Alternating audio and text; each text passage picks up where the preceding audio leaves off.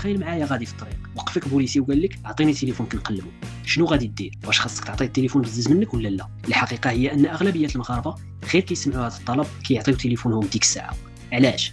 ماشي حيت القانون كيفرض عليهم هذا الشيء، ولكن غير حيت كيخافوا من الصداع والمشاكل. ولكن واش هذا الشيء صحيح وقانوني؟ لا ما صحيحش. لا البوليس ولا الدرك الملكي ما عندهمش الحق يقلبوا لك تليفونك بشكل عشوائي وهكاك غير من راسهم. تفتيش التليفون امر جدي خاصو يكون مبرر بسبب قانوني واضح، بحال مثلا تلبس بجريمه او بامر من النيابه العامه. الا وقع لك هذا الموقف وطلبوا تليفونك بلا سبب باين، من حقك بكل احترام طلب توضيح الاطار القانوني للطلب وقول ليه اسمح لي الشاف، واش كاين شي سبب قانوني او مسطره قضائيه كتحتم عليا نعطيك تليفوني؟ حيت الدستور المغربي في الفصل 24 ديالو ضامن لك حمايه حياتك الخاصه ومراسلاتك ومعطياتك الشخصيه. تليفونك هو جزء من خصوصيتك وماشي مسموح لاي واحد يتجسس عليه بلا حق. القانون كيحميك ولكن خاصك تعرف حقك. بارطاجي هذا الفيديو مع اصحابك باش يوعاو حتى هما. القانون فوق الجميع. كان معكم مول المعلومه والسلام عليكم.